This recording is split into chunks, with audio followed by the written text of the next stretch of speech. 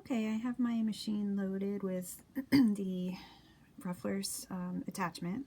I have it set to make a ruffle every 6th stitch. I also have this depth control down all the way because I want my ruffles to be really deep. And I also have my machine setting stitch length at around 8.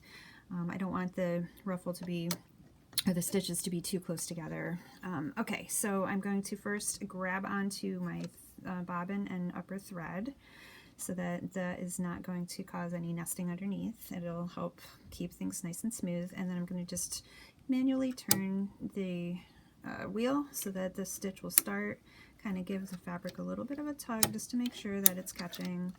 And then once I got that started, I'm going to go ahead and lightly press on the foot control so that that can get sewing. So here we go.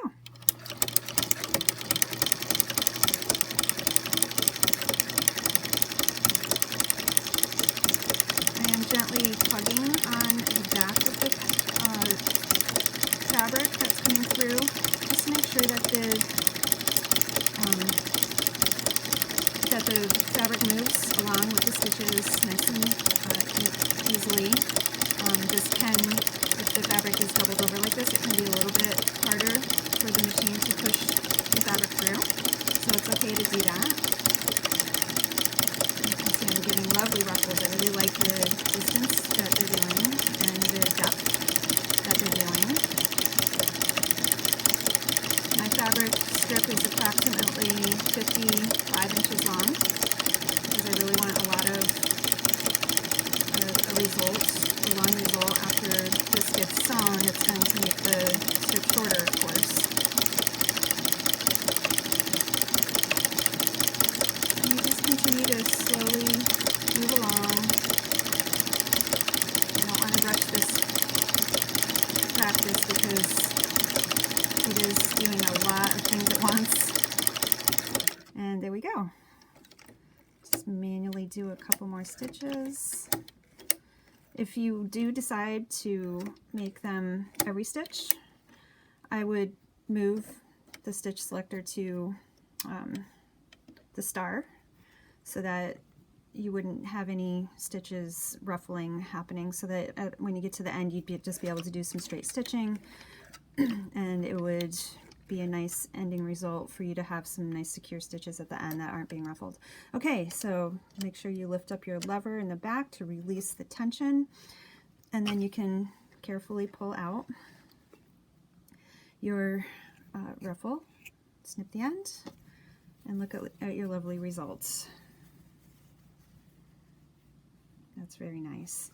So that is one nice thorough demonstration as to how to use your ruffler. Okay, so if you do not have a ruffler attachment for your machine, you can actually do some ruffles or pleating with just your regular standard sewing foot.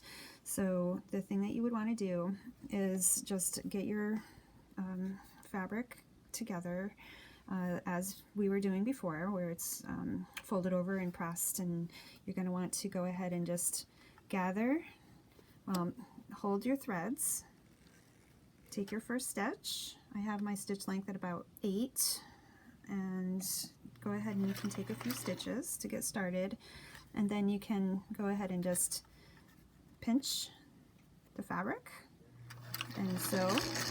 You have to be really careful with your fingers that you don't get your fingers in anywhere near the needle. You do not want to go ahead and sew through your finger. I've done that once and it is not fun. I do not recommend it. Okay, so then go ahead and just keep on pinching. It's not going to give the exact same perfect look as a ruffler, but it is something that you can do in order to make these gathered sort of results. So just keep on grabbing and pinching and sewing, and you can see that you start getting a little bit of that same idea where you have the ruffled effect. So if you make your stitch length maybe a little bit shorter, that might be able to give you a deeper ruffle, so you really want to pinch a lot and just sew over, pinch a lot, and just kind of gather it under the foot. Grab a lot.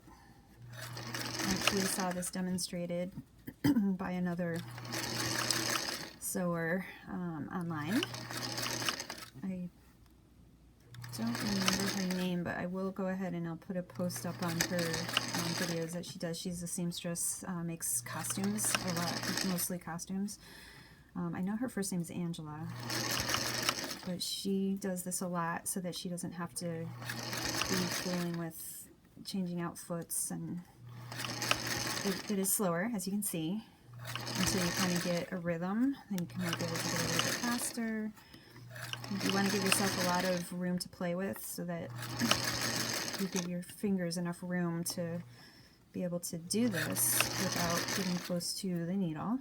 So this strip is a little bit bigger than the other one that I did with the Ruffler. You just keep going and going and going until you have your whole thing finished. So as you can see, the ones where I did it with the shorter stitch length, that did give a little bit more of a nice ruffled effect, where with the longer stitch length it was not as full. So you can play around with doing that as well in order to be able to get a ruffled effect without having a ruffler. This can also be done by hand.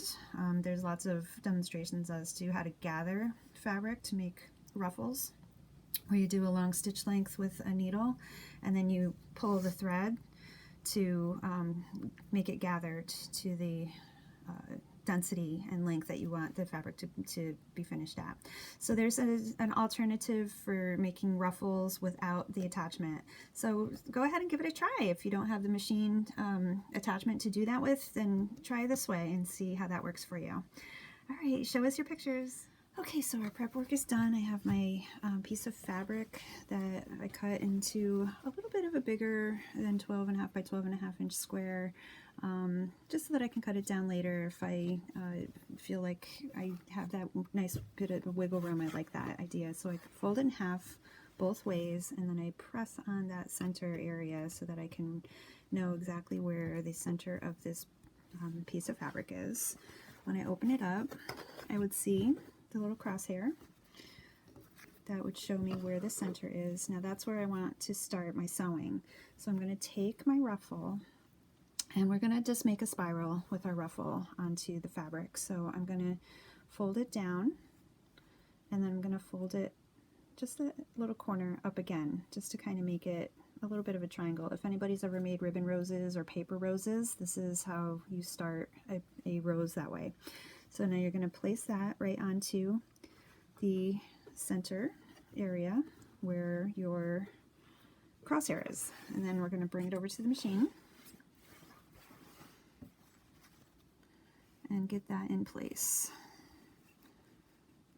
So I'm just going to go ahead and set my foot down, and I want to take a stitch in.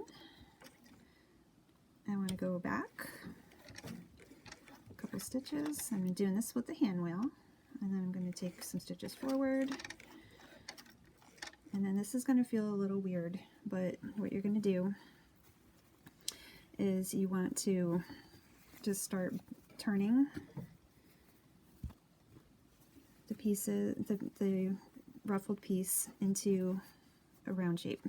So we're just going to kind of rotate our base fabric around to follow that shape, and you want to keep right onto the edge so that it's something that is going to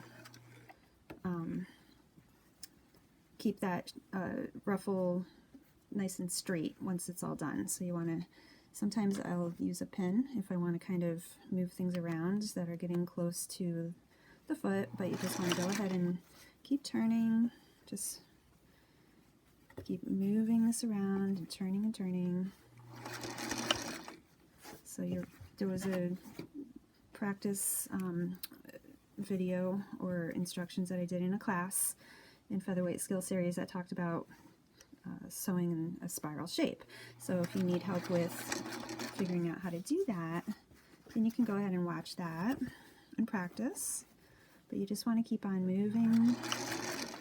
moving it around slowly until you get your spiral shape. And you just want to make sure that you don't sew over any of the pieces that are inside.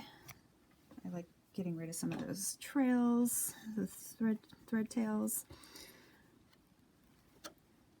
Okay, so we're just going to keep on going around in a circle.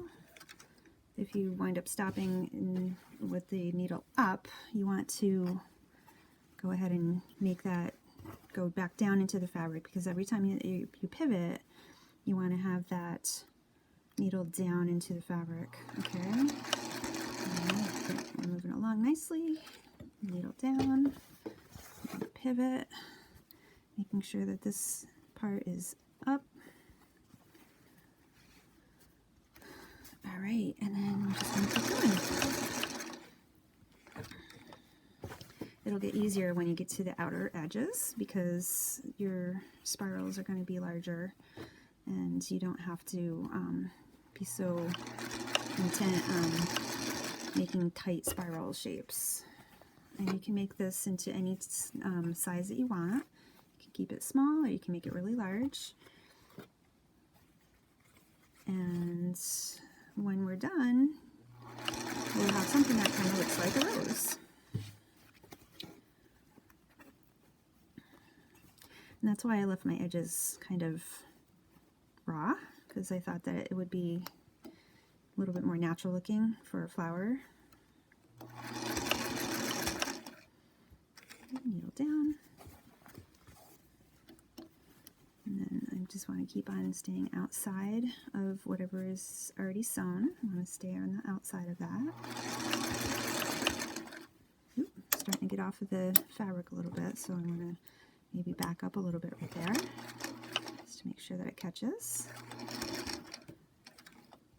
So, you know, we're just having fun with this. We're not trying to do something that we're mass producing and needing to have be a piece of artwork that is going to be in a museum. We're just practicing with our beautiful machine and our wonderful attachments, and we're trying to make something that we would be able to look at later and see how far we've come with using our machines. So be easy on yourself. Don't criticize your work. This is all part of the fun of learning. Now I chose to, you can already start to see that this is starting to look rather interesting.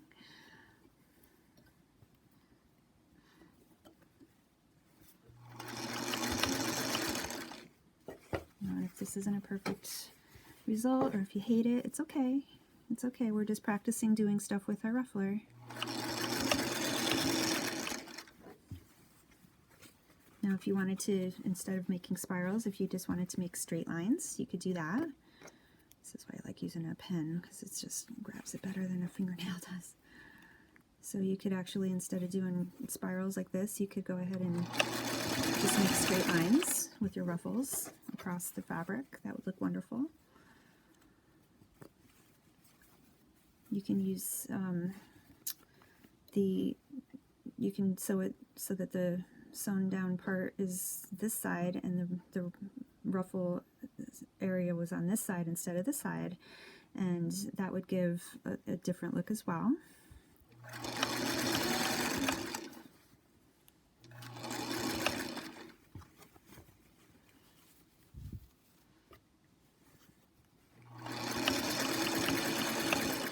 As you can see, as it gets larger, it gets definitely faster.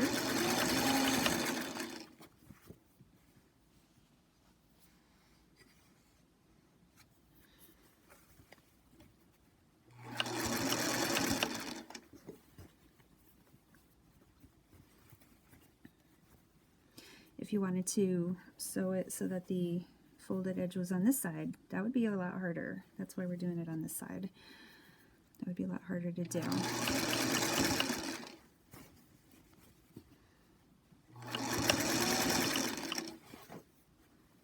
Just keep going around in your circles.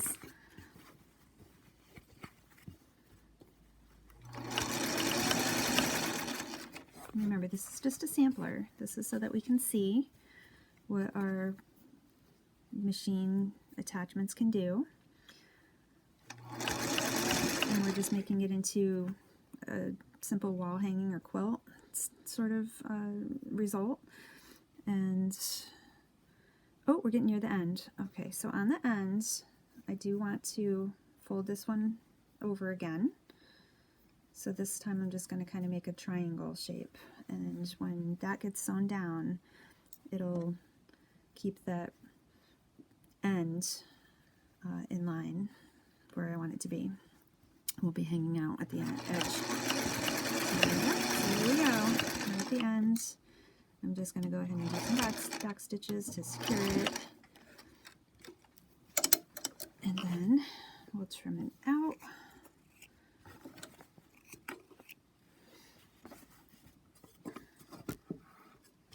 Okay, so right now it looks a little funny, but when you open it up, it just gives this interesting effect. And you can press it.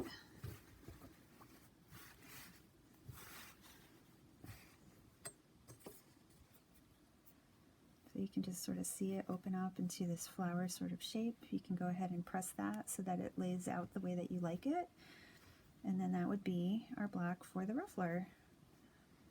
Okay, so I'll go ahead and press mine, and I'll show you what it looks like when I'm done with that. Okay, so here's my result after I've pressed the ruffled edges down. So I just sort of started from the outside and just kept pressing along the sewn edge until I got all the way to the middle. And I thought it might be nice to put something in the center here. I could put a button, or I could make a yo-yo with the same fabric and put that in the center, and that would look really pretty. If there was something else that you could think of, share your ideas with us, and then we would be able to see what sort of creation you would come up with that makes this your own. So the next thing that I want to do is, this block is a little bit bigger than 12.5 by 12.5, so I want to cut it down to that size, and then I would set that aside and so that I can work on my next block for the next piece that we're going to be working on next week. So that is how you make a block out of an edging that is sewn with the ruffler attachment. I really hope that you go ahead and give this a try. Show us what it is that you did with your ruffler and what kind of result you came up with. All right, we'll go ahead and end this class this week for the sampler quilt with the basic with the basic attachments that come with the that you can use with the 221 featherweight machines. I hope to see you next time. Keep on sewing with me. Bye.